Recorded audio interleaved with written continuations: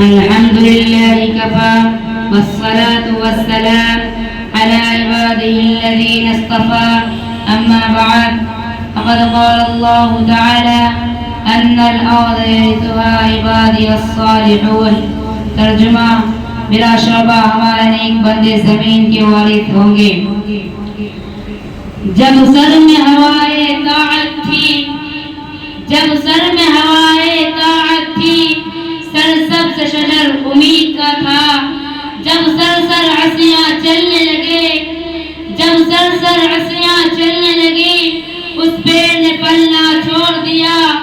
اللہ کی راہ اب بھی ہے کھلی، آثار و نشا سب قائم ہے. اللہ کے بندوں نے لیکن اس راہ پہ چلنا چھوڑ دیا. محترم حضرات، ذرا آپ اس زمانہ کا تصور کریں جب ایک تھا وطن تھا، ایک 40 سالہ انسان نے اسلام کی آواز بلند کی اور صرف 23 سال میں وہ آواز اتنی دور پہنچ گئی کہ تاریخ اس کی مثال دینے سے قاصر ہے. اور ابھی ایک صدی بھی نہ گزری تھی کہ ایک رونما انقلاب ہو گیا. جو غریب تھے وہ امیر ہو گیا، جو بیچارے چلوائے کہے جاتے تھے وہ مسند اقتدار پر مطمئن ہو گیا. جنہیں دنیا والے ان پر بدھو کہا کرتے تھے، ان کا سیر رواں اتنی تیزی سے بڑھا کے نبع مسکون عالم پر ان کی تہذیب و تمدن کا ڈنکا بجنے لگا. جو تعلیم و تہذیب میں پچھلے صفوں میں تھے وہ امام بن گئے. انہوں نے یہ ثابت کر دیا کہ قرآن کا یہ اعلان اپنی جگہ درست تھا. ان الارض یرثها عبادی الصالحون. بلا شبہ ہمارے نیک بندے زمین کے وارث ہوں گے.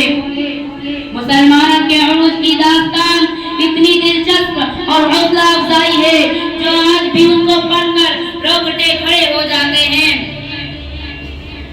کہ ایک وقت علامہ اقبال نے کیا خوب کہا ہے: دست تو دست ہے دریا بھی نہ چھوڑے ہم نے، دست تو دست ہے دریا بھی نہ چھوڑے ہم نے، بحر ظلمات میں دوڑا دیے گھوڑے ہم نے. ایک وقت تھا جب مسلمانوں کی شوکت و فتوت، رعب و ہیبت کا ڈنکا بج رہا تھا. چار داغ عالم میں ان کی داستانیں برزبان تھی.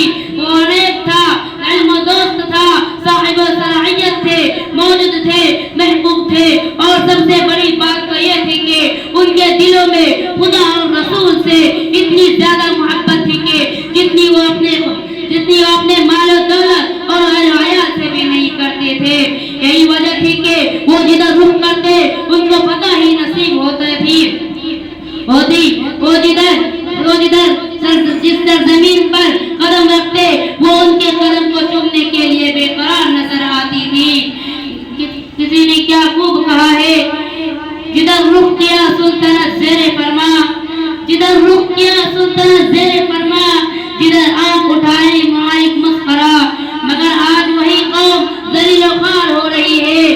چین سے لے کر افریقہ کے ساحلوں تک جہاں بھی دیکھے مسلمان میدان کی زندگی میں شکستیں کھا جا رہے ہیں. اب آیا تھا اگر وہی خوبیاں ہم پھر سے پیدا کر لیں تو یقین رکھے کہ ہم سب جلد کامیاب ہو جائیں گے.